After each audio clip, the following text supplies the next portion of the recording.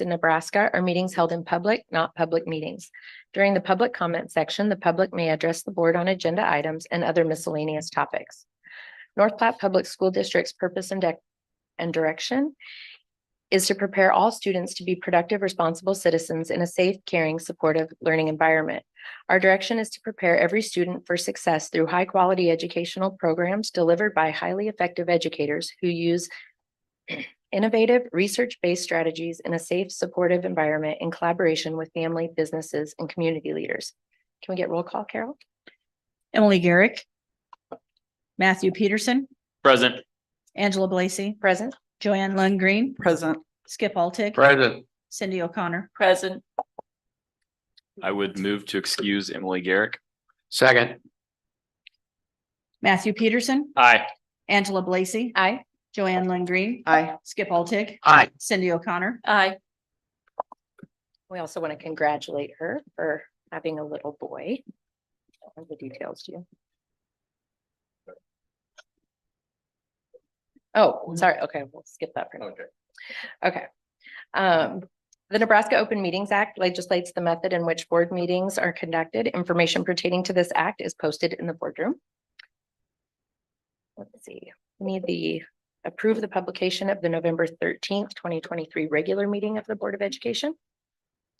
I would move to approve the publication of the November 13th, 2023 regular meeting of the Board of Education. Second. Angela Blasey. Aye. Joanne Lundgreen. Aye. Skip Altig. Aye. Cindy O'Connor. Aye. Matthew Peterson. Aye. And then we need to approve the agenda for the November 13th, 2023 regular meeting of the Board of Education. I would move to approve the agenda for the November 13th, 2023 regular meeting of the Board of Education. Second. Joanne Lundgreen. Aye. Skip Altig. Aye. Cindy O'Connor. Aye. Matthew Peterson. Aye. Angela Blasey. Aye. Can we all stand for the Pledge of Allegiance?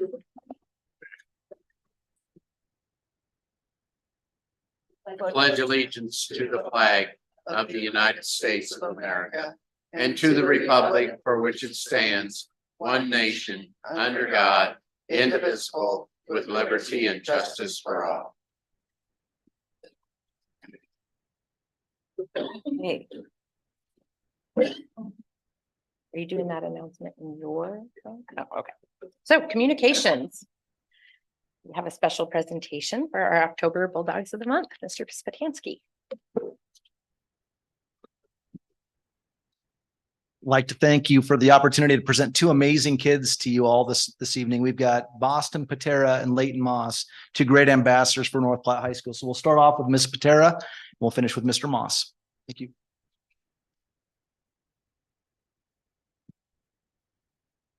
All right, I'm Boston Patera, and my parents here are with me, my mom and my dad. My sister has been at FFA all day, so she is not with us today. The activities that I've participated in the last 3 years are Student Council, National Honor Society, cross country, track, band as a feature twirler, and much more. My favorite high school experience has definitely been twirling for the band. I have learned to play 2 different instruments. I learned to play the trumpet, which I can only play one note. And then I learned to play the quince, which is not something I will continue to do, but that has definitely been my favorite so far. They are just the most welcoming and loving group of people. And I wish I had done it all 4 years. My plans after graduation are to attend college. Not sure where yet. I have a big thing to do in January to go to Miss America's Teen. So college is on hold until after that. But I plan to become a kindergarten teacher and minor in design.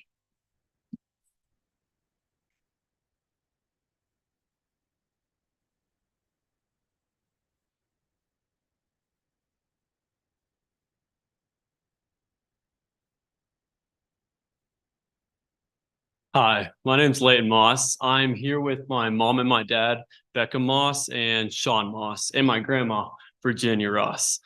And the activities I've done for at least 3 years out of my high school career is I've done tennis and track.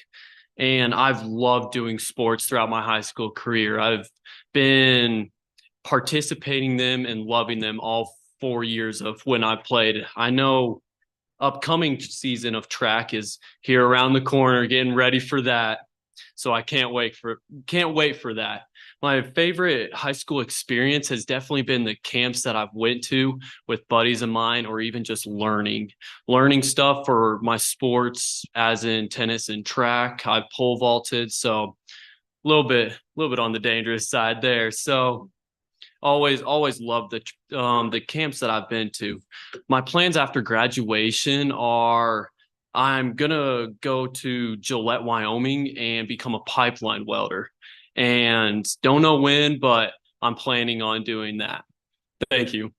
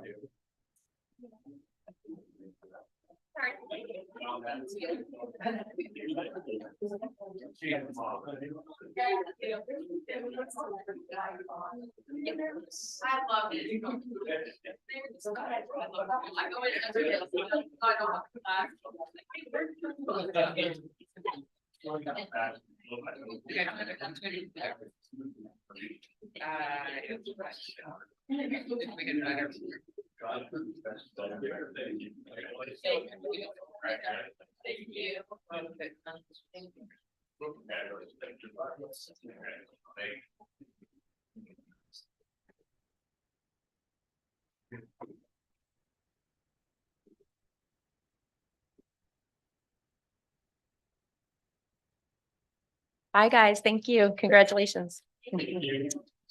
Now we have our foundation report. Terry. Oh, and staff recognition. Good evening. Thanks for having me. The last month, the foundation has awarded $1,640 in REACH grants, just to keep you updated on that. We were able to give Coach Hammond some money for some basketballs for his 3-on-3. Mr. Ellsworth submitted a grant. He's been working with Boys Town, and he's figured out a great challenge for the students. He didn't want me to say much. And then early childhood, we were able to, in occupational therapy, we were able to give them another funding for a steamroller so that they didn't have to transport one from one place to another and reduce the wear and tear. And then we also visited Lake Elementary last week. We had to track down Mrs. Brooke, the elementary media specialist. We were able to assist with bringing a Nebraska author, Bruce, is it Arendt? Why do I struggle with that? To North Platte during Read Across America in March. So we're excited about those, and we're appreciative for all those that take time to submit for a REACH grant. It's that time of year we're gearing up for scholarships through generous donors. This year, we're able to have 25 different scholarships, and we'll be able to award $18,500 to the students from North Platte High. We also assist in 8 other organizations with the review process. We've got a great scholarship committee. We're looking for some online scholarship software as well that we're hoping to have in place next year. We might try some sampling of it this year. So we're excited about that as well. And of course, Mid-Nebraska Community Foundation is once again has included the foundation for the Year in Giving campaign that starts the Tuesday after Thanksgiving and goes till the end of the year for anyone who would like to support the foundation. And we'll also be doing a year-end mailing with that as well. And of course, staff recognition for the month of October. We're always excited to showcase the district employees. Prairie Friends and Flowers and Carlson Financial financial agency partnered with us this year for October. We have two dynamic employees, Janelle Euling and teacher Jennifer Paul. If they'd both like to come forward for a moment. And Mr. Simpson, did you want to talk about Janelle for a moment? I think- I don't know. I know. She's a little bit nervous when I talk, but Janelle really did step up to the plate, especially since she took on the role of activities director this past year, and in the process really did a phenomenal job, especially when we're experiencing a difficult situation. So with that, what she did for the district in showing her bulldog pride and what we could do for the district, as well as everybody else stepped up to help her. We can't say enough about that. So I am so pleased to say that Janelle is one of the Bulldogs of the month. Congratulations, Janelle. And then Miss Jennifer Paul, Mr. Ellsworth wasn't able to join us. He had all sorts of kudos to talk about with the way she works with the kids and helps everyone in the building. So we're excited to have her as the teacher of the year. So if they'll both come forward with their picture with the board. Okay.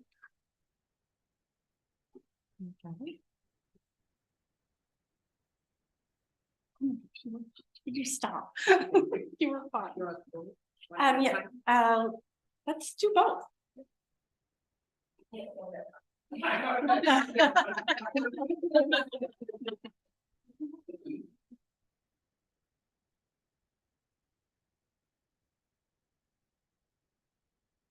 Congratulations. There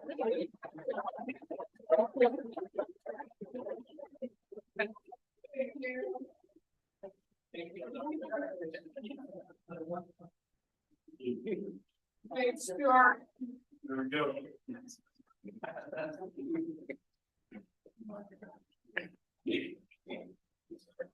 All right, our superintendent report. Thank you. So Wednesday will be the second Superintendent Commissioner Advisory Council meeting. If you remember, there are 32 superintendents across the state that serve on the Commissioners Council, along with some other NDE folks. And one of the big things on that agenda, as we started to talk about at the beginning of October, was state assessment. So that'll be kind of a continuing agenda item as we continue on through those meetings.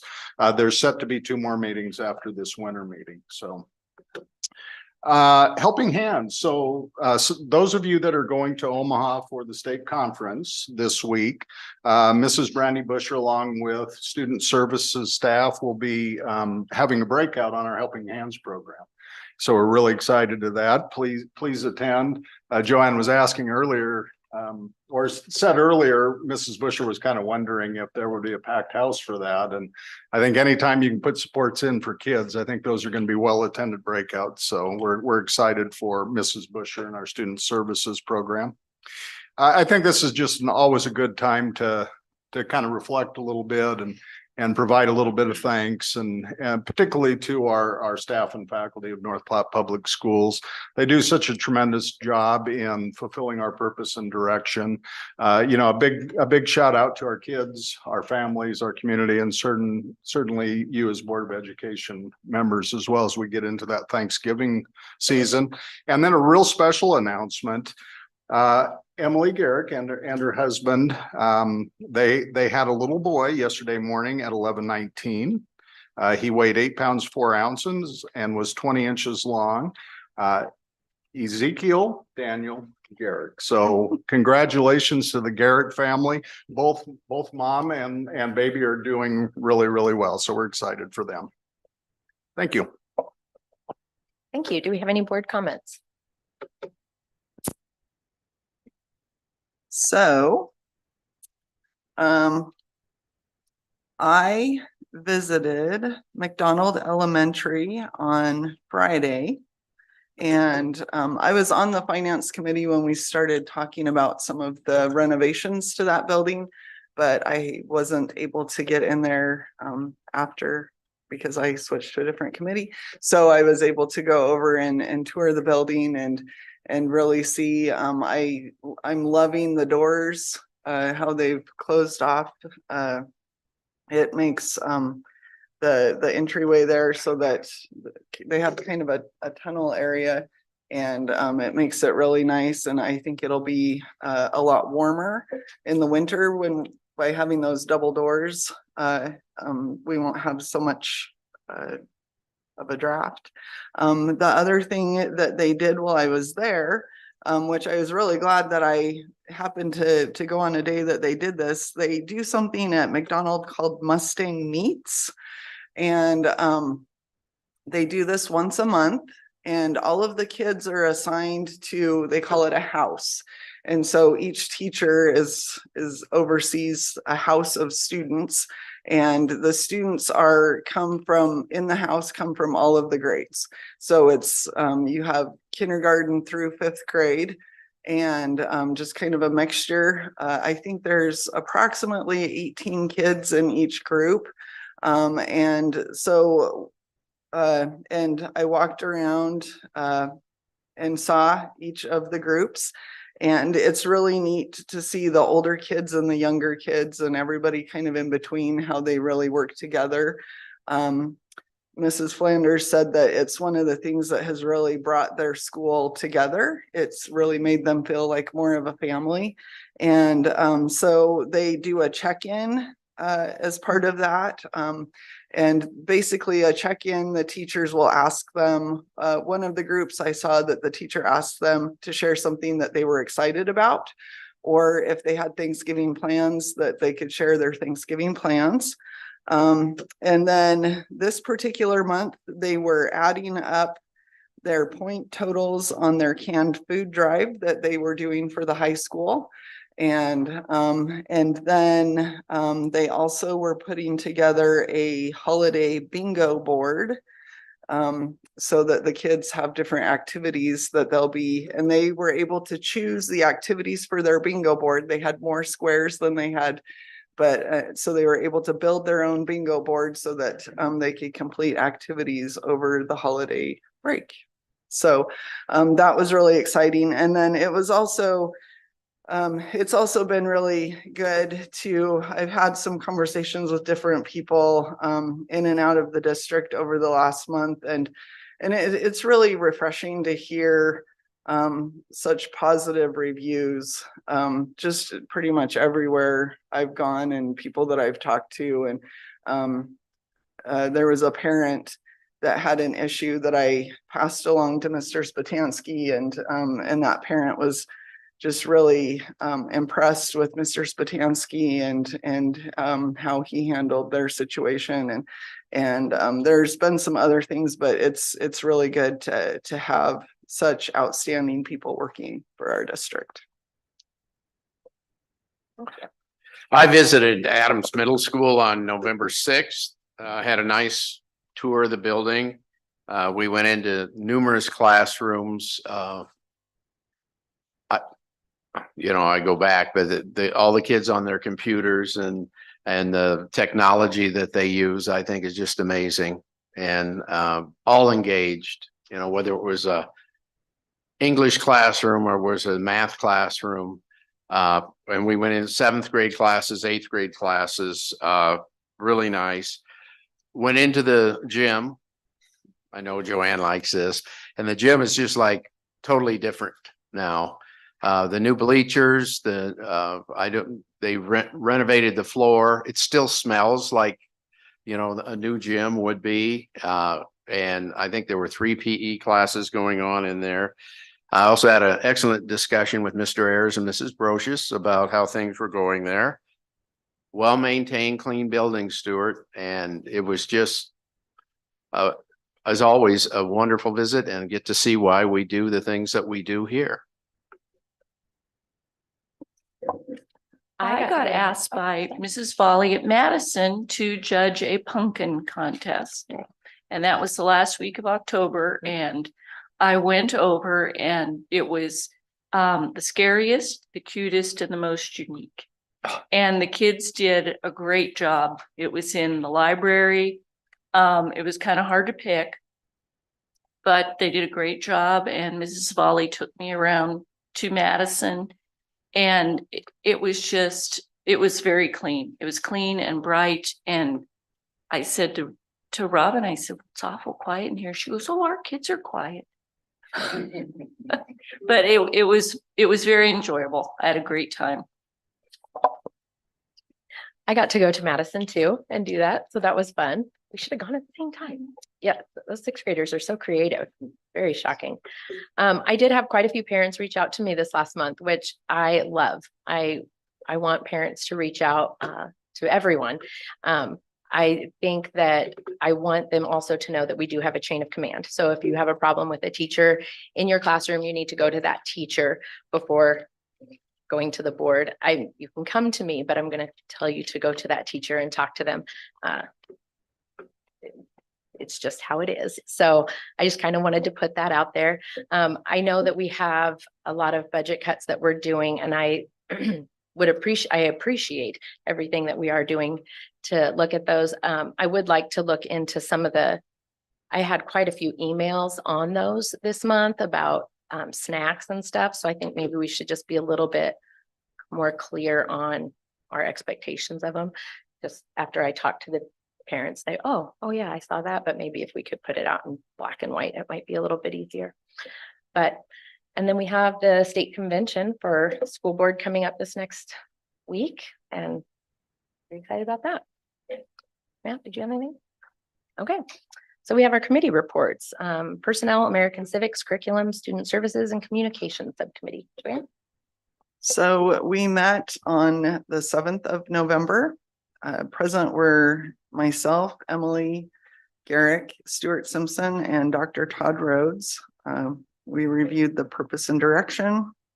Then Dr. Rhodes, Mr. Mills was unable to join us that morning, so Dr. Rhodes shared a staffing update.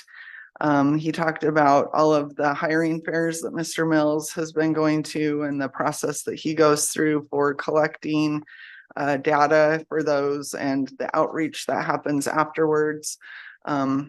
We also talked about some of the participants that have begun participating in the Chadron State College paraprofessional paraprofessional to teacher program. And then they also have collected over 20 applications to fill some more spots for that program. So it will be really exciting to have those people selected and working in their program. So really happy that Chadron is working with us on that. We also had an update on the 24-25 negotiations. Mr. Simpson reported that the administration and the NPEA negotiating committee have begun meeting. They must meet 4 times, as well as settle on the details in the negotiated agreement by February 9th. Mr. Simpson was happy to report that the EHA insurance expense for the district will only increase by 1.99% for the 24-25 school year. And the activities schedule and pay for non-teaching coaches is also being reviewed as part of the negotiations. Dr. Rhodes reported on the recent Region 5 meeting he attended. The meeting was a roundtable discussion, including our state senator, Mike Jacobson, and there were other senators that were there. Upcoming legislative issues were among some of the topics that were discussed, and we talked about a few that everybody is keeping their eye on if they make it to the floor or not. Then we reviewed policies 5030 through 5067, and I'm not going to talk about that too much because those are going to be part of our agenda later. We also talked about policy 2002A, which addresses the committee as a whole. And then we had a summary of this month's option enrollment, talked about some resignations that we've had, retirements, and we adjourned at 9:03 a.m. Thank you. And the Finance Facilities Operation Legislation Subcommittee. Matt? Yeah, we met on November 8th. Stuart, Skip, Dr. Rhodes, myself, Cindy, and then Dr. Eshelman joined us because we met at Cody this month. And so we met at 7:27. We started with a tour of Cody by Dr. Eshelman. And so I think as everyone on the board knows, and probably a lot of our patrons know, that is our oldest building in the district. And so it's always good to get out and see the buildings. And it's been interesting to see how they've been able to incorporate an older building, but still make it very useful. They are in the process of renovating the library. And so that'll be done. I think she said hopefully mid-spring, maybe we'll be able to have an unveiling of that. And so she showed us the plans for that. And so that was neat to see. It's also just fun to walk around. We were there before a lot of the students, but then once the students kind of start to roll in, it's fun to see how they do in the hallways and everything. And it was a nice day. So they had their walking club out, and she said they always have good attendance for that. So we always appreciate being able to get out in the buildings and see that. Our next item of business was my favorite time of the year. We had our audit review with our auditors. And so we had that discussion. We'll vote on that tonight, and we'll have a more in-depth discussion, but we had a good report that the subcommittee did hear from the auditors. We had they zoomed into the meeting. We won't have that full discussion tonight, but at least the subcommittee saw that. And then I believe the full audit report was provided to everyone to review if they wanted to review all 40, 70 some pages. I don't even remember how many it is. Once we got into our regular kind of items of business, we talked about our building fund priority. So we always keep a constant list of some of our projects, and Stuart reviewed those with us. As many of you know, we approved a bid for the PAC lighting earlier this year. Unfortunately, we're kind of on hold on that right now because we're still waiting for some of those items to come in. And so once we have all the items we need, Halls will get started on that project. Looks like we're waiting on a control cabinet specifically. And then we talked about the upcoming HVAC project at Eisenhower, future projects, which include some of the things we're looking at as the light poles for the football field lighting. One of the things we really need to look at is the ventilation system within our shop areas of the high school. When that was built originally, we didn't put in HVAC because oftentimes those shop doors were open throughout the day. Now with our security concerns and some of our ideas on that doesn't happen as much anymore. So that's one of the things we'll be looking at, and then some roofing repairs. We also talked about our cash reserves. Mr. Simpson showed the historical numbers for the district's reserves. We can maintain 25% in our reserves. And so we looked at what that's looked like throughout the years, and Stuart kind of gave an explanation of where we'd like to be and why we'd like to be at those percentages. As always, we started talking about the 2024-2025 budget. We reviewed the preliminary enrollment numbers, which sets much of our state aid. We'll discuss that tonight, but that's one of the more positive reports on enrollment we've seen in the last 4 or 5 years. So that's good to see. And actually, while we were at Cody, Dr. Eshelman informed us there was a couple new students that had started that week. So we're continuing to see new students move into our district. And so we hope that trend continues. And then we also talked about negotiations.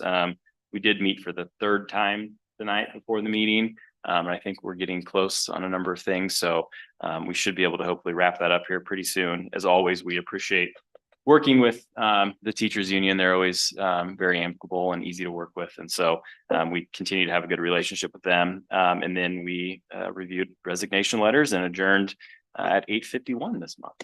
So, Wow. Okay, we have our consent agenda. Our adopted rules of parliamentary procedure, Robert Rules, provides for a consent agenda listing several items for approval by the board by a single motion. Most of the items listed under the consent agenda have gone through board subcommittee review and recommendation. Documentation concerning these items have been provided to all board members and the public in advance to assure an extensive and thorough review. Items may be removed from the consent agenda as the request of any board member. Based on the advice of legal counsel, I would move to remove item 8.4, which is a request for reimbursement for a board member from the consent agenda.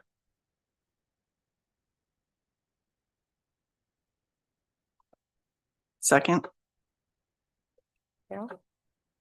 Skip Altick, Aye. Cindy O'Connor, Aye. Matthew Peterson, Aye. Angela Blacy, Abstain. Joanne Lindgreen. With that, I would move to approve the remaining parts of the consent agenda as presented. Second. Cindy O'Connor, Aye. Matthew Peterson, Aye. Angela Blacy. Aye. Joanne Lindgreen, Aye. Skip Altick. Aye.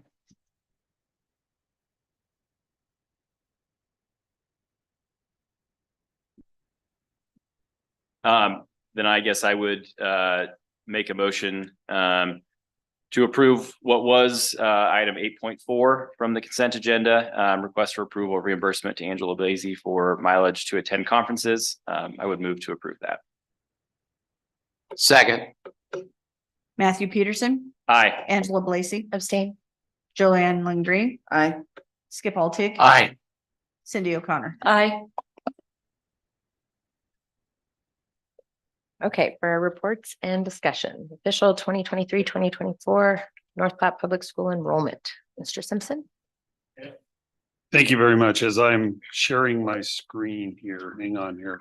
I did want to say, Joanne and Skip were the ones that did the claim audit review this month. So, no, you're fine.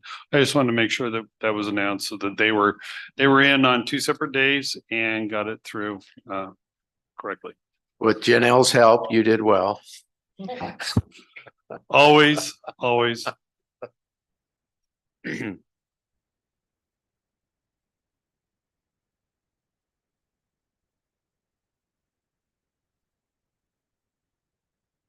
Just trying to remove a few items so I could see so I can see my screen here, Charles.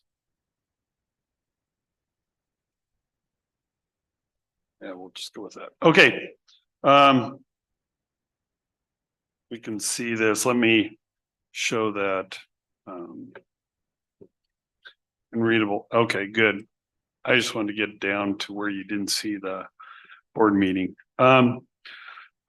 This year, let me back up a little bit. Every school district in the state of Nebraska is required to submit their enrollment by October 1. And with Infinite Campus, which is in a lot of our schools, the state actually just pulls our data from Infinite Campus or other school districts and ensures that the data is accurately taken care of.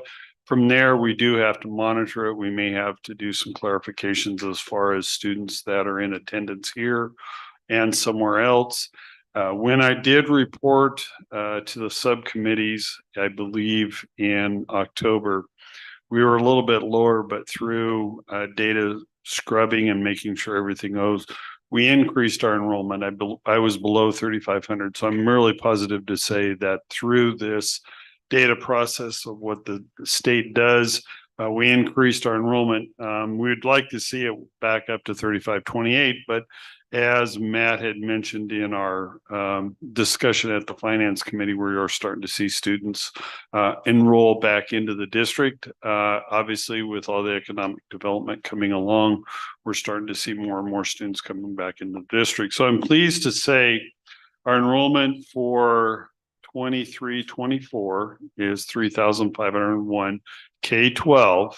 Obviously, with that, we have 130 students pre-K in the district also. Now, for state aid purposes, I always watch it constantly because I want to ensure that we have that.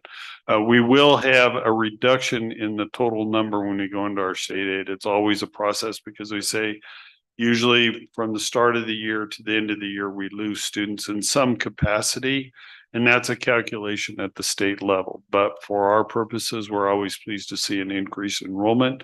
Number one, we know our classes are filling up. Second of all, doesn't matter if the state is reducing it, because if we're increasing our enrollment, we're seeing a positive change in what we're going to see on our state aid. If we look at our last Friday enrollment trends, we can see that now over the last 5 years, we're starting to flatten out. And hopefully as we go into the future here, we're going to see trend data moving up. Now, on my monthly financial report, we'll also see enrollment data in certain areas. We're going to see increases, whether it's at grade level or at schools, which is a positive change for the district. From there, I break it down just so that we can have an idea where we are, number one, by grade level and by school building. So you can see whether it's at Cody or at kindergarten level. Now, I want to say, if we remember last year, and let me show you this graph here. Last year, we graduated roughly 300 students. This year, we're bringing in 274 kindergartners, so we automatically see a decrease in our overall enrollment just because of graduating a higher class and bringing in a small kindergarten class. But you can also go across, because this number prior year shows where we were in kindergarten. Now they're at first grade, so we're comparing last year's kindergarten to this year's first grade. So it's a comparison of actual student changes. And you can see some of those numbers are a positive change. So whether or not we lost students from graduating 12th grade to kindergarten, we're seeing some growth back into various grade levels across the district, which is a positive sign.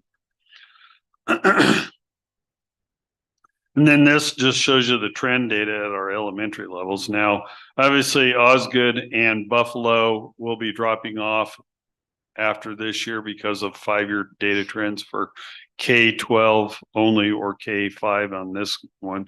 But you can see that the light blue line, the fifth one from either side, a lot of our grade building levels are starting to increase in enrollment.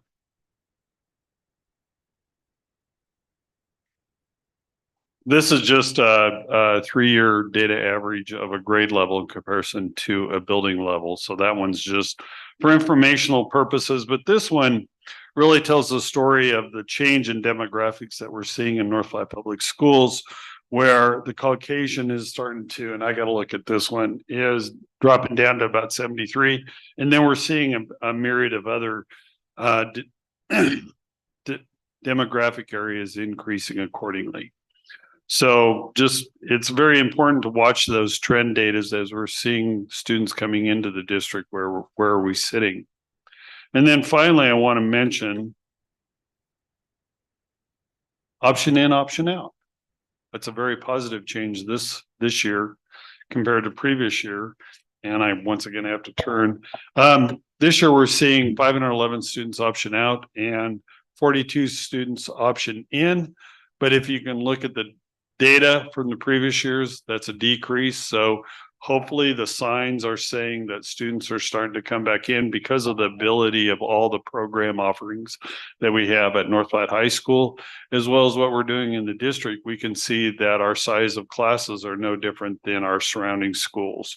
So with positive changes of increasing data for our students, as well as changes in option in, option out. And we monitor that. And I know Dr. Rhodes mentioned that in his committee meeting about watching the option in, option out students also. Questions? I don't have a question, Stuart, but just a note.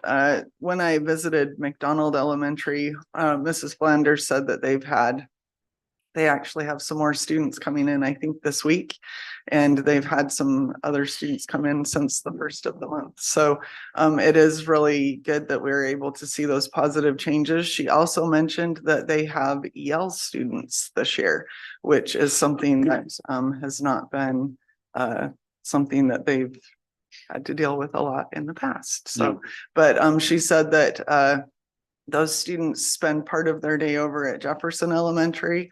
And she said that the transition is really smooth and it seems to go really well for those students. So great. And I mean, this is something that we're always constantly monitoring, as Stuart mentioned, but I like that we get this kind of first annual report each year. I mean, obviously we talked about, we never want to see a decrease in enrollment, but when 4 years ago, we were looking at a loss of 200 students and then 100 students and then 70 some students. And now we're down to 27. I mean, hopefully that, as we said, that trend is flattening and hopefully it'll go back the other direction.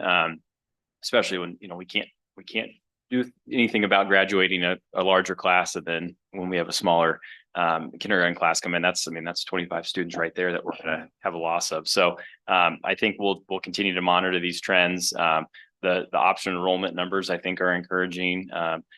We talked to our subcommittee meeting too. We had several families move in this past month who moved into North Platte District, but had been going to school in some of our smaller surrounding schools, and those kids optioned out. And I mean, that's something that we're probably never going to be able to deal with. I mean, those students started in a smaller district and want to continue their education in that district. And we're going to continue to have families who might think that it's a better opportunity for them in other districts. And that's, just a reality of the community we live in and the area. I mean, we have a lot of surrounding schools in our area. And so we'll continue to again deal with that. But I think as Stuart mentioned, I mean, the best thing we can do is continue to promote our district and the offerings we have for our students. But certainly for the last 5 years, this is the most encouraging report, I'd say, on enrollment that we've seen.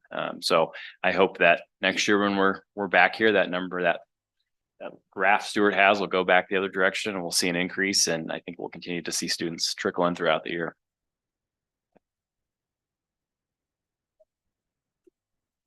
Thank you very much.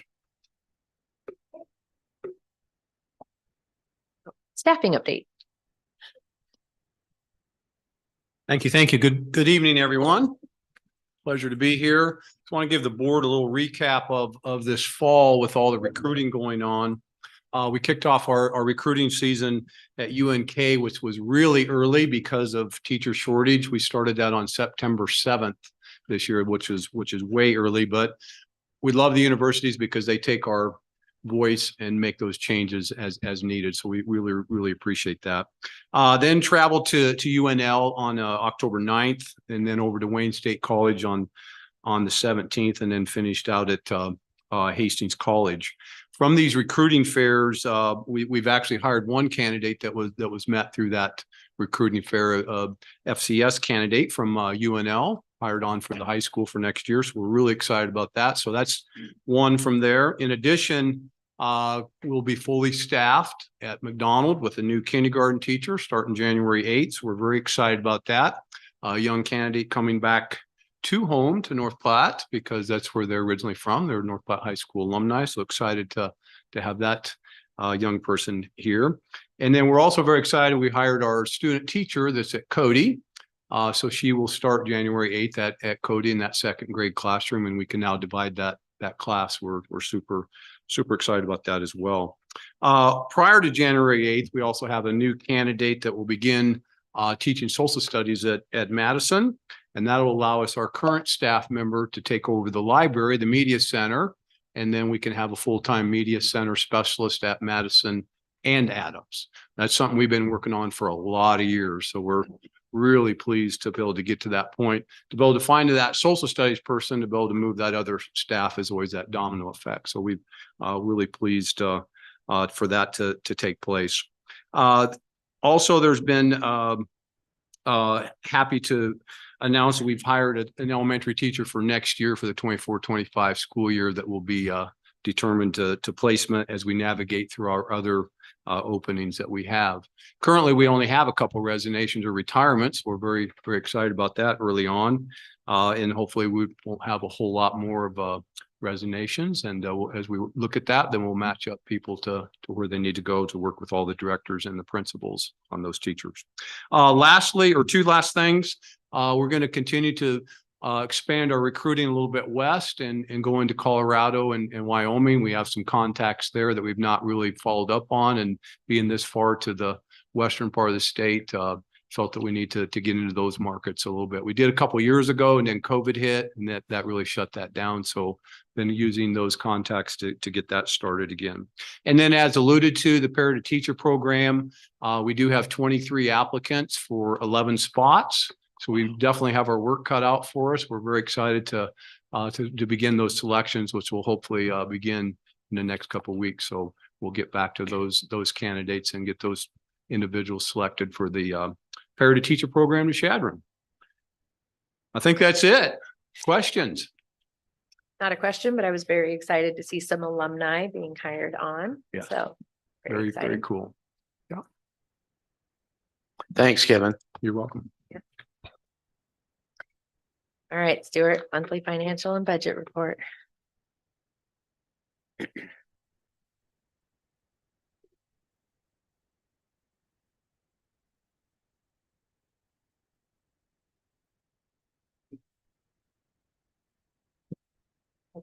I just want to, we mentioned a little bit in regards to enrollment, so you can now see I have the official enrollment numbers up there.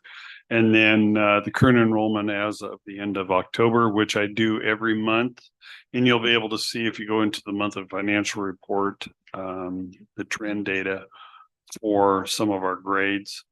Anyway, what I did want to point out here is that, for example, in second grade, third grade, fourth grade, we're seeing an uptick in the number of kids, as well as seventh and eighth grade. So I think what I wanted to point out, or I said, is that we're seeing students coming in. You can also see that in this data as far as the number of students coming in, as well as where are they heading. You know, obviously Cody, Jefferson, Lincoln, Washington are all seeing increases in the number in students coming into their buildings. So pay attention to the data that we show. We're here for the kids, and we're starting to see kids coming back into the district. From there, first of all, I want to mention on our chart, the cash flow, right in line with where we have been the previous years. Second of all, we are seeing, we're waiting for property taxes to come in. My quiz for the night, not including grants, how much does our budget, how much does property taxes support of our budget? 61%. Beat A me little to bit it. slow, Cindy and Matt. I had to turn my mic on. But what I'm saying is that, so that's why we see the trend data going down, number one, because we rely on property taxes to support most of our budget. Taxes come in, the bulk of them in May and August. And in the process, we will see a big chunk come in this December so that we can get through some of the leaner months, which are in January, February, and March. But still, we do monitor that all the time. We're trying to hopefully see an increase in the amount of taxes coming in to support our trend data. Now, I always talk about the balance sheet. I always like to look at that because that shows the asset allocation between each of the funds. But I think this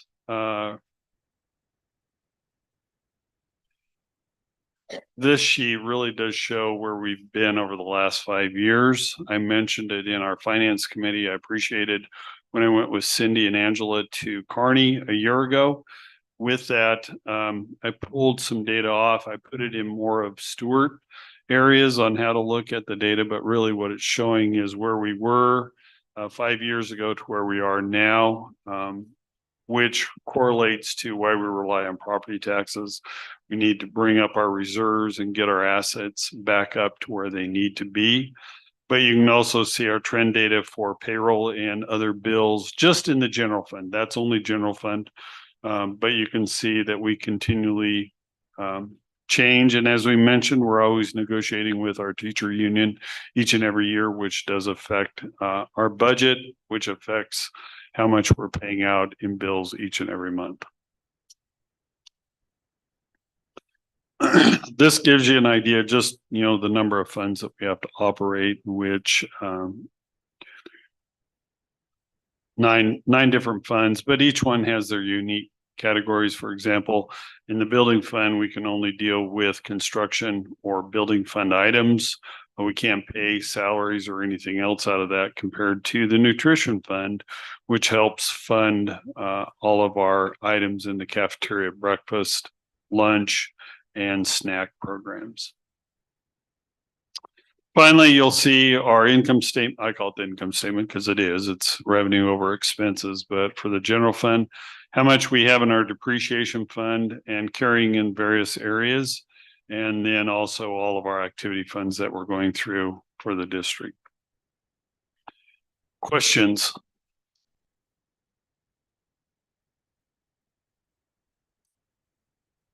That's comparison to budget too, but obviously if we get into further into our budget, we'll talk a little bit more about the 24-25 budget. Thank you. Thank you. We have legislative update.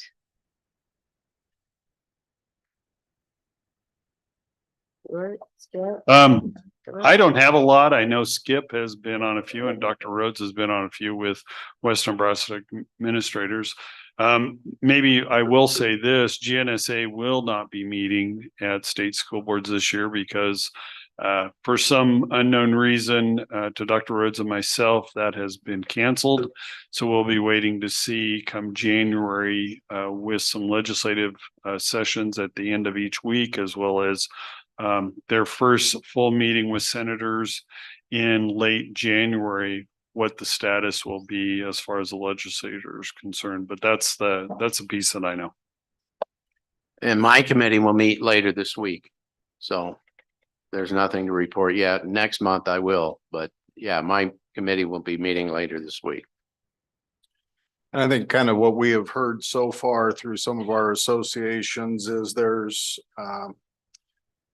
some concern over the potential constitutional amendment that could be on the November ballot in terms of an epic tax or a consumption tax. So people are watching that pretty closely.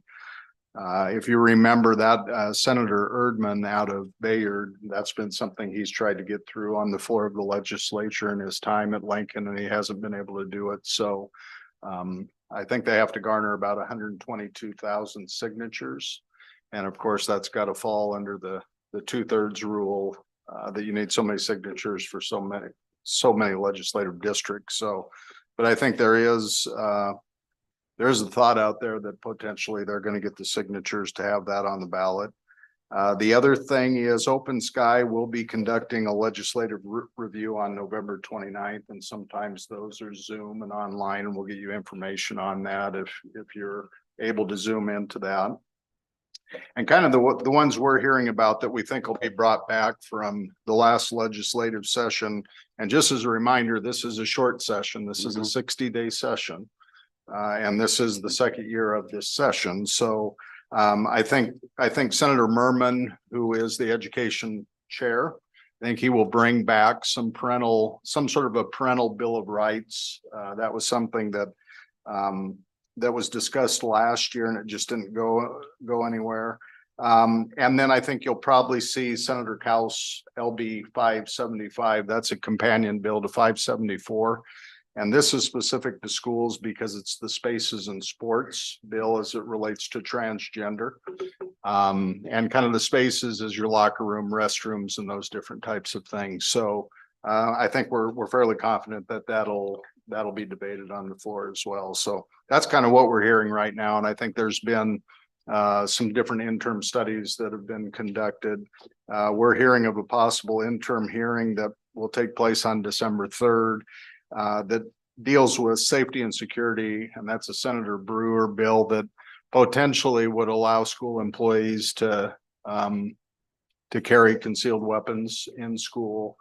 We don't know all the details on that yet. We'll kind of see. I would imagine if that hearing does get scheduled, you will see a lot of school officials, potentially school board members that'll be providing testimony and will testify at that hearing. So that's kind of what I have right now. Okay, next up, we have our district strategic plan. So we should have a proposal. So what you have in front of you is you have two proposals that I have requested new proposals for. Because these proposals were received back in April and May of this past year. And so I want to make sure the numbers are correct. I've not heard anything back from NASB as yet. I think NASB was between 12 and 16,000 for their service. Dr. Kim Som Mills out of Omaha Millard Public Schools, I think they were right at 15,000, but I want to make sure you have the correct numbers to make sure those proposals haven't changed, which they may have. And then you have the current updated strategic plan as part of this packet as well. The current strategic plan runs through the 24-25 school year. Right. And so I would just recommend to the board as you look these things over, and I'll give you new proposals when I get those, that if you make that decision in January or February, for services for a strategic plan, that's plenty of time because we'll take the 24-25 school year to work with the consultants and with that service to develop the new plan, which will run beginning 25-26, and it'll run through 5 school years then. So we do have some time.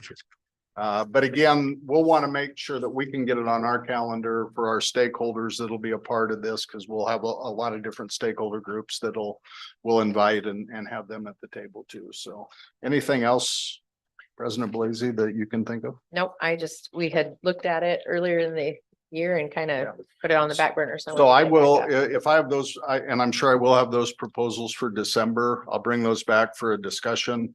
And potentially we can act on those proposals in January or February there, and then we can start setting our calendar for the 25-20 or 24-25 school year.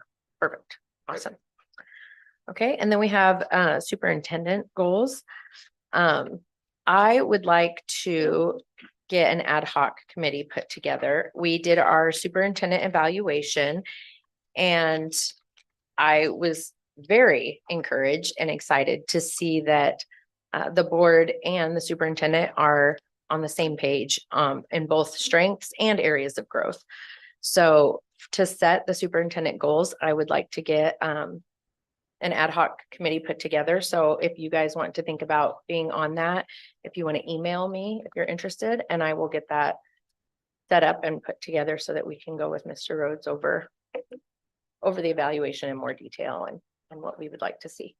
So that was all I had on that. And then we have our first reading of draft policy 2002A, the standing committees, temporary and special committees. So if you remember several months ago, we had reviewed and revised policy 2002, which is organization of the Board of Education. Within that original policy, we had our standing committees and our temporary and special committees language in there as well. We pulled that out of 2002, and it really deals with just board reorganization at the January meeting and how we're going to go about nominating and voting for those offices. And then since then, we've had discussions at various committees about this concept of committee of the whole. And so this policy is kind of a hybrid of committee of the whole. And then also it does have standing committees, temporary and special committees as well.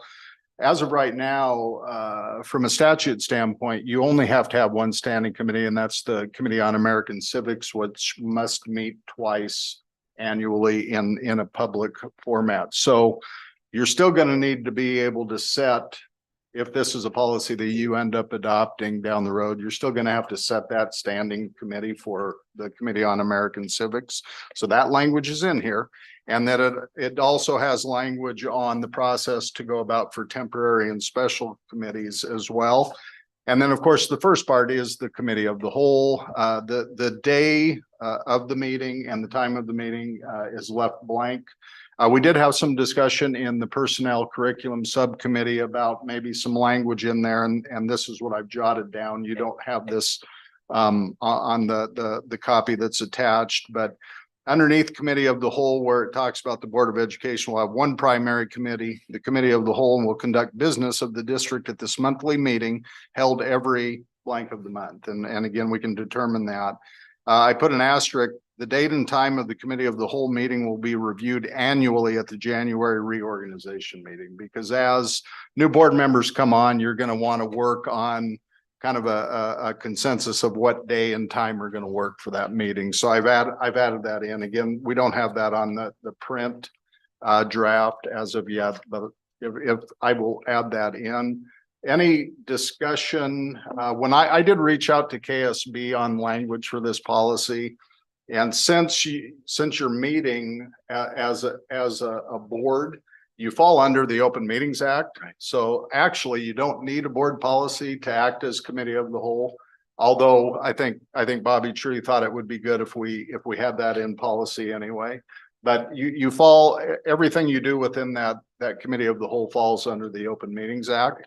And the committee of the whole, you won't have any action. Your action is saved for the monthly board meeting. So it'll be reports, it'll be a lot of discussion, similar to what you do in subcommittees, but all 6 of you will be able to have that information and ask questions and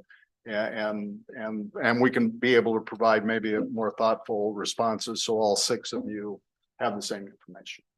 Questions, comments that you may have or see, or things that you see with the draft that maybe we need. With that being an open meeting act thing, then will we record them like we do these meetings? I mean, I haven't specifically asked Tech that, but my thought it would be the same as that we would stream and record like we do our monthly meetings. our Because those regular will be monthly open meetings. to the public. Yep, yes, yep. And you'll have to publish Yep. your agenda, your meeting and then your agenda and also your minutes will have to be published as well. And I think we kind of talked about this from a timeline perspective. What we'd be looking at is probably a vote in December. And then if this is the direction the board wants to go, our first meeting of committee as a whole would be February, because traditionally we don't meet at subcommittees in January anyway. So that's kind of what we'd look like if we did implement it. We'd be starting in February, most likely with that. Correct. Okay. Well, I will add the language to make sure that you review date and time at the annual reorganization meeting. Yeah. And I will get that put in. I'll just go ahead and put another draft together and we'll look at a December 2nd reading with the potential of an adoption of that policy then. Okay. Thank you. Okay, public questions and comments may take place at this time in the agenda. Individuals who want to address the board must complete a guidelines for public comments form with the date, topic, addressing, name, address, and name of any organization you represent and give it to the board clerk prior to the meeting. Do we have any? There are none. There are none. All right, so we have action items. Request approval of payment for damages and repair to Garrett Development. Stuart?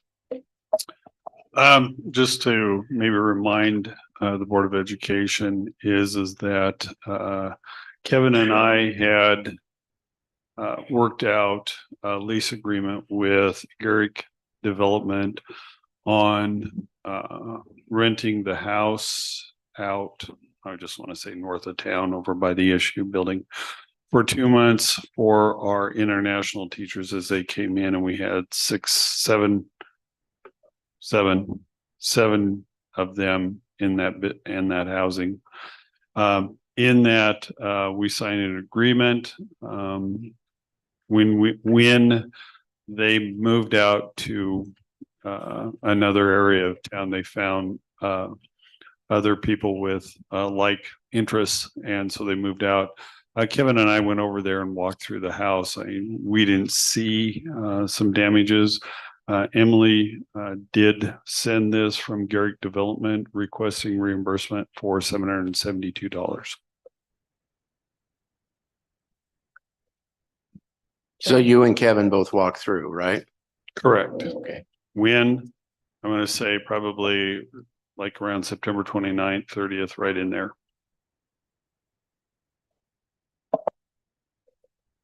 Joanne, did you ever get that invoice? Yes, Stuart sent me the invoice. I just knew you had asked about it. so. Mhm. Yep. So on your walkthrough, was Emily with you? No, because we thought they had just moved out, so we were not even thinking about that. We probably should have, but when Kevin and I walked through, we found some windows open, so we informed Mrs. Garrick that we found some windows open. We shut it thinking it was the international staff that left it open after they exited, and actually finding out she had been over there opening it up, airing out the building at that point in time. And we told her that Kevin and I were walking through at that point in time.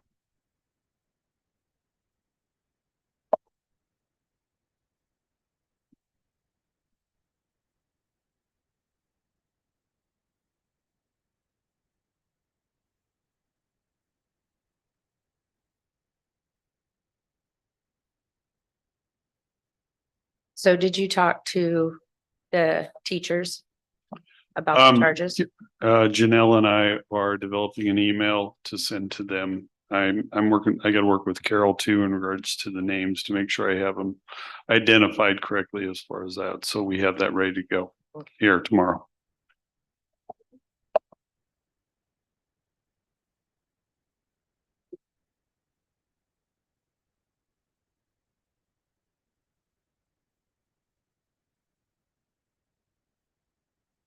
I do think for future reference, if we do something like this again, we should walk through with the owner when you do that and have something for the teachers to know that if there is damage, that falls on them, not the district. With this year being the first year, I think the district would probably take that on since it's a new thing, but Well, and Stuart, you said that there wasn't a damage deposit that was requested initially, right? No, not at that point in time. It was just a $5,000 rental for each month that we did. And currently we have set up a repayment schedule with our international staff to pay back the rental for those 2 months. Okay.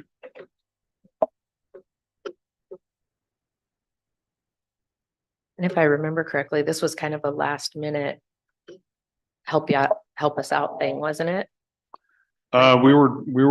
Kevin was working, trying to find some housing for 7 international staff at that point in time. So it came down, I will say this, came down to the last couple of weeks trying to find a place so that we could house them.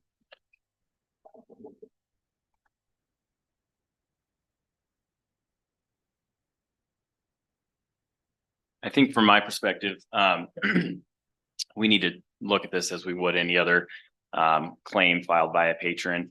And in my opinion, we have 2 administrators who did a walkthrough and didn't see any damage. And so for that reason, I would have trouble supporting this claim.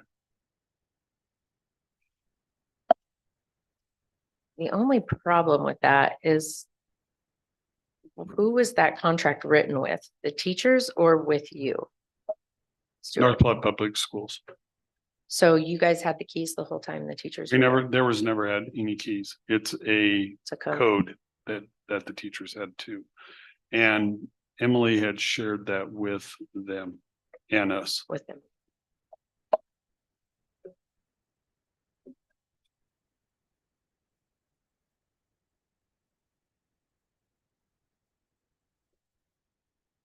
I just know that as a business owner who has people come in and work for me, they might not think that they've left the house a mess, but when I get home and I have to clean it because I have a different standard, I'm guessing as a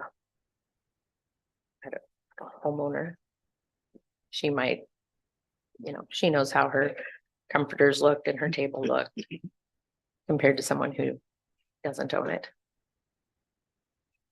Well, and also, I know it seems kind of pricey, but when you're talking about comforters that are on the beds, sheets, those are all things that were provided. And Sure.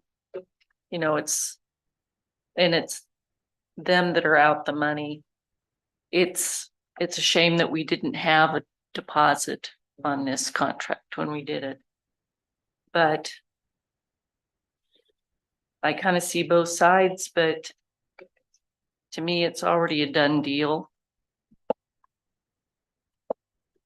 So my biggest concern actually is with the table, because that's the largest portion of the expense, the washcloths, that's all pretty minimal. And if there were pictures or something that we could be provided that would show the extent of the damage, the cost of the table, I mean, it's $572.27, but that's a pretty significant amount of the cost. And especially where we don't know what the table looked like before, or where you didn't witness the damage after. That's where my concern is. On the invoice, she took it to somebody, I think it's in Hershey, And I don't know if that's someone who has a business, if it's like a business out of their home. If, I'm not exactly sure who the individual is who even repaired the table. So they did provide a breakdown of the cost on the repair, but I just have some questions with that piece of it. When Emily is feeling better, we can sit down and discuss the damages that were put on this and take a look at the table and have a discussion about that. I think where I'm at right now is I would like to move to table this item until the December meeting, and we can collect some more information on it and make a more informed decision at that time. So that's my motion, is I'd like to table action item 11.1 to the December meeting. I do think that we also need to look at this as it's somebody else in the community, not a board member. So and actually, at this point, we've had a motion, so we either need a second or, and then we can have more discussion.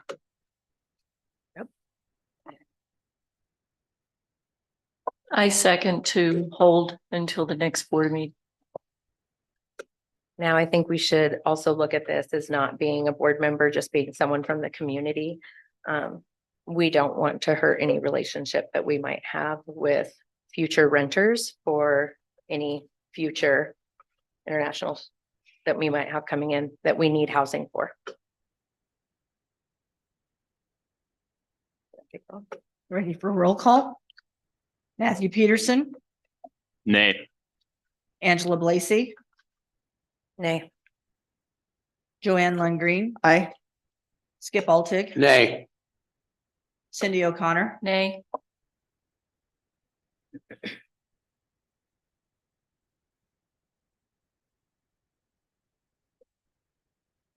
You're back to the original. Yeah, back to the original. But we would still need a motion.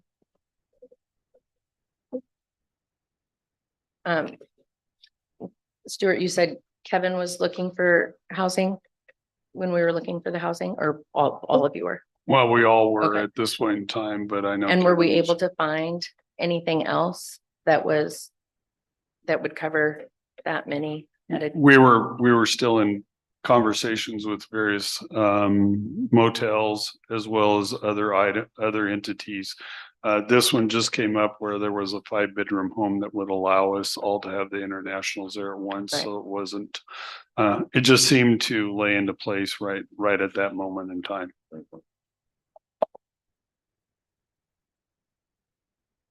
So my additional thoughts on this, I guess, is just in light of treating this like I would anyone else, this is what I would expect, is just that there would be some proof of the damages. I mean, obviously missing items, that's something that we're not going to know, but some of the other things.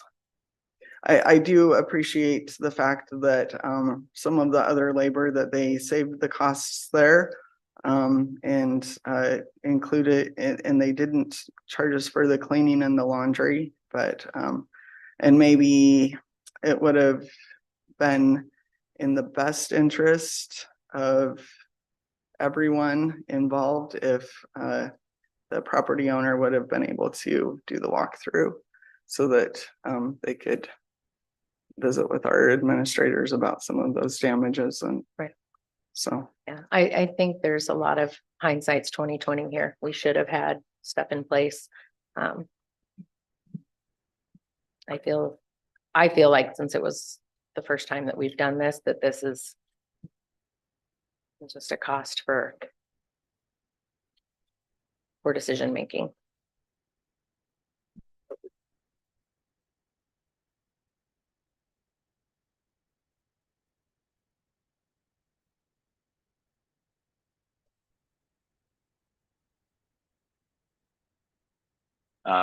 I guess sounds like maybe discussions ceased at this point, so I would make a motion to approve the payment to Garrick Development for the damages and expenses as outlined in the claim.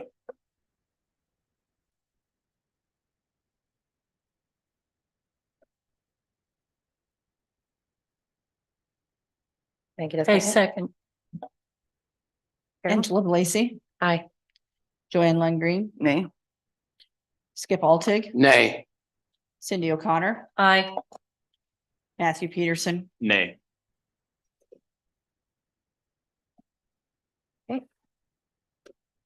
Request approval for revisions to policy 5061, 5064, 5066. Okay, so Curriculum Personnel Committee reviewed the last half of the 5,000 policies last Tuesday, November 7th.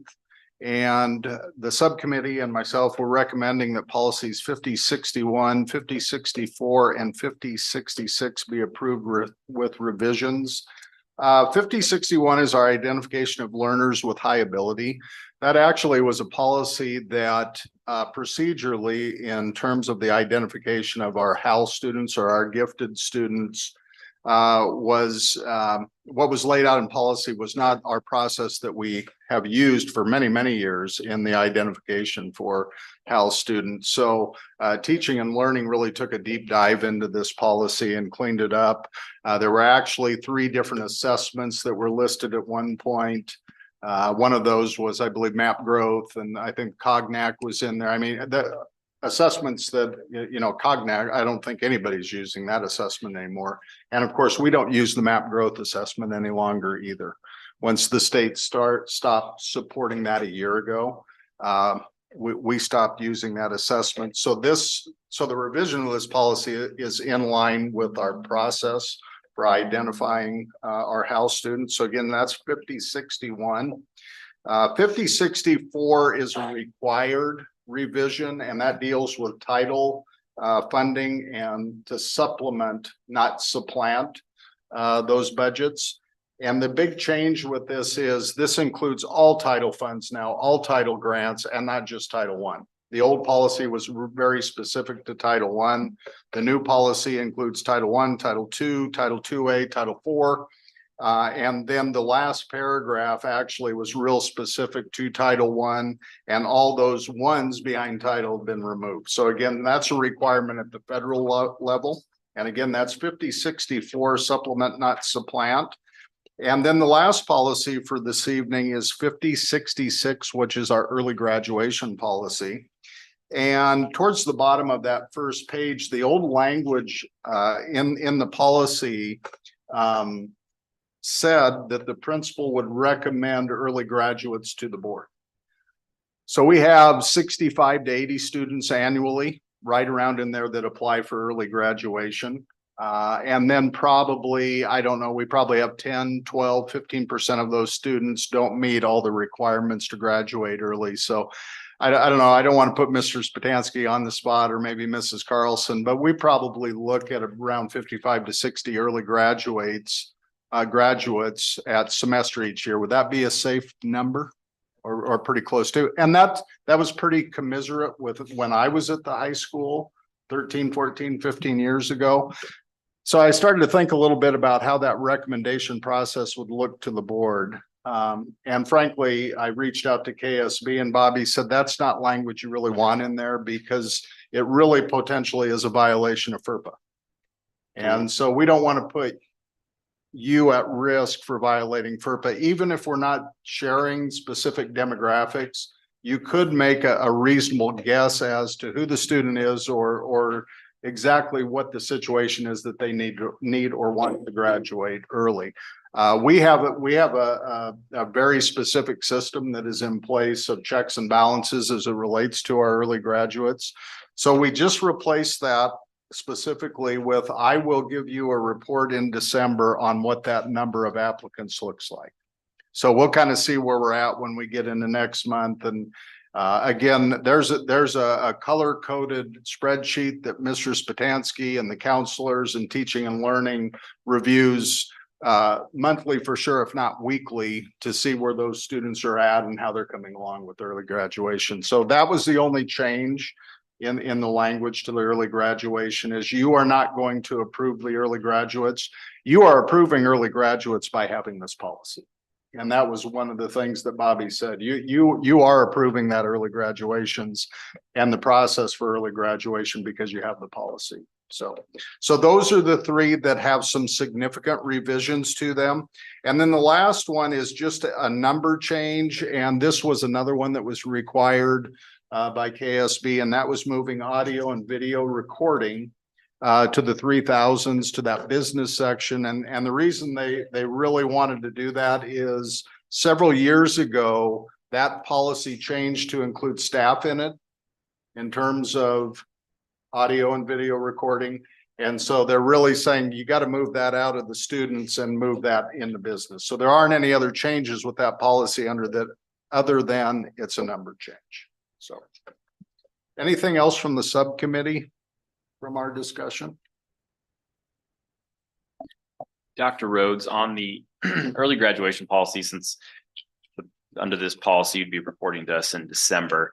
Would it be possible, and I'm looking maybe at Mr. Spastansky, but to get some sort of a report from our array of schools? I'd be interested to see how our early graduation rates compare to our array and see if we're similar to those. Sorry to give you homework, Mr. Spastansky, but I think that'd be interesting for the. No, board to know. I think that's reasonable. Again, I think Mrs. Carlson and I talked about it when we were looking. She shared the spreadsheet with me here probably a month ago, and we were kind of looking at our kids and kind of their qualifications for graduating early. And and we had a discussion about thinking back 13 or 14 years ago that we were up there, and we certainly probably had that number of early graduates. I think the difference is that the percentage probably seems greater and is greater because you don't have as big of graduating classes. I mean, we were graduating 350, 360 seniors. And, now we're at 310, 320, right around in there. So it probably is a greater percentage. Angela asked a great question about, those students that want to graduate a whole year early. And that really has to be some sort of a special circumstance. These graduates are term graduates. But the year early really falls into the realm of, something that's happening health-wise or maybe financial that we might consider it. That isn't really what this policy is about, but I think I likened it to, the two reasons that a student can drop out if they're not of age of consent. And the two reasons are it's health related or it's financially related. So not to say we would never have that happen, because we did when we were at the high school. We had some health related issues with some students, and we did figure out a way to have them graduate at the end of their junior year, but that certainly is not normal. But I think that's fair, Matt. I think we can visit with array schools and see what they're doing with early graduation and what those numbers look like. Yep.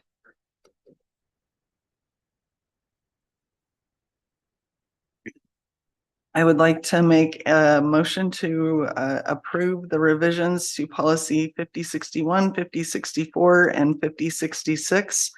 I would also like to include in that the changing of the placement of policy 5063 and moving it to 3059. Second. Joanne Lynn Green, Aye. Skip Altig. Aye. Cindy O'Connor, Aye. Matthew Peterson, Aye. Angela Blacy. Aye. Okay. Request approval for the 2022-2023 Lincoln County School District 1 audit. Thank you. Every year, Nebraska Public Schools have to go through a process of reviewing our books and having an audit submitted to the Board of Education for approval, as well as submitting it to the State Auditor of Accounts, as well as NDE. This year, we got it completed by Dana Cole & Company. They've been doing our audit probably now for, I want to say 15 years. The previous firm had moved away from doing audits, and Dana Cole had picked it up. We're very pleased with the group that comes in. Gary has been one of the long-term ones that are on there, and then a myriad of other ones flow in and out accordingly what they're doing or what they're learning as far as students are concerned. Really, if you're can't sleep, Matt, you can read it. In that, for the most part, the first part of it is just general information submitted by Dana Cole and Company. Some of the financial information is relative to GASB requirements, which is Governmental Accounting Standard Board. But really, when you get down to the notes section, which begins on page 12 or 15, if it's a PDF, really goes into depth in regards to what we have, such as all of our funds, which is the main thing. Then from there, deals with bonds, deal with property tax collection, and then our investments, dealing with what I want to go back up to with the foundation. We're required to, because of the size of our foundation, to put them embedded into our financial report for reporting purposes. We're also required by GASB to put in our Nebraska retirement plan within the audit so that all entities understand. I'm going to, I thought it was on here. I thought it was in read mode. From there, I want to take you down just quickly, starting after our grants. They're required by the federal government to report all the grants that we have and submit some documentation to them in the coming months. But if we go down further to, and I'm going to have to hit a lot of financial information, but if we start on page 39, that starts getting into all of our funds, basically the revenue come in compared to budget, and then a comparison of the previous year's actual, then goes into general fund, depreciation fund, and so forth. The last page that's there discusses a corrective action plan. This is in every school district's audit, probably not Omaha and Lincoln, but every other district across the state.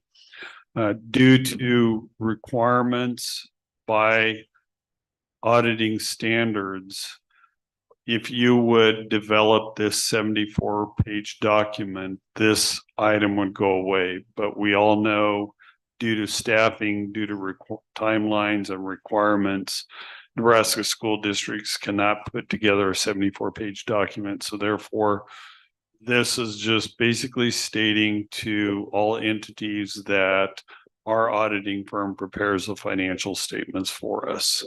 We've had that in all of our audits in the last, I want to say 18 years that I have been here. And that's just a standard that happens.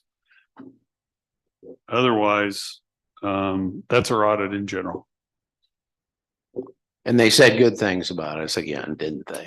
Our auditors always go through a PowerPoint sort of addressing somewhat changes in our financial position, as well as just reminding the board about various other items that are going on.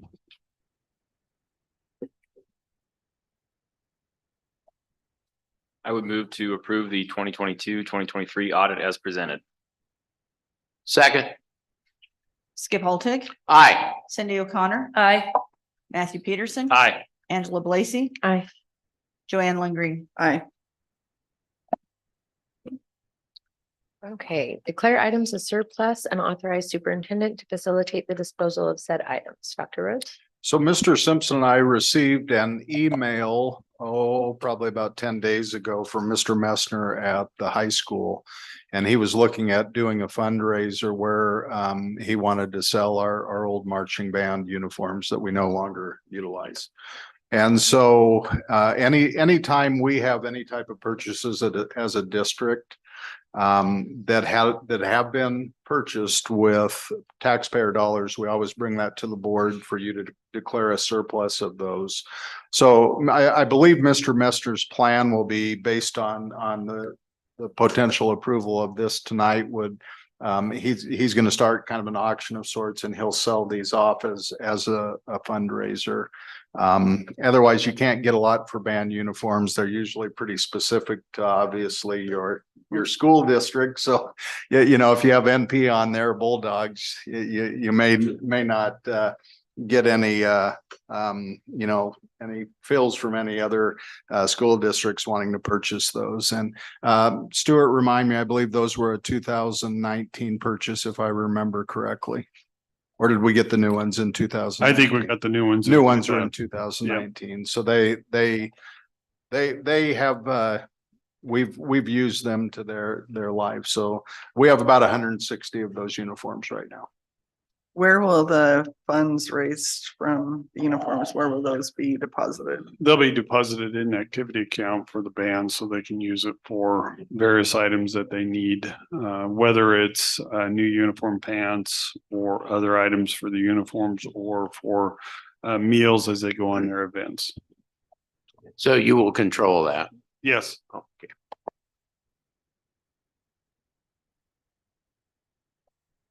I would move to declare items a surplus and authorize the superintendent to dispose of said items. Second, Cindy O'Connor, Aye. Matthew Peterson, Aye. Angela Blacy, Aye. Joanne Lundgreen, aye. Skip Altick. Okay, we have a future board calendar. Tomorrow we have Mugs in the morning. Matthew Peterson will be there with Dr. Rhodes, right? Okay, and then we have state conference next week, and I think Cindy and I and Joanne are going to that. And then I didn't see this one before. The Nebraska Children Health and Education Summit is in December in Omaha, the Legislative Issues Conference in January, President's Retreat in January and February, and new board member webinar in January. Can I get a motion for adjournment? I would move to adjourn at 7:02. Second. Matthew Peterson, Aye. Angela Blacy, Aye. Joanne Lundgreen, Aye. Skip Altick. Aye. Cindy O'Connor. Aye.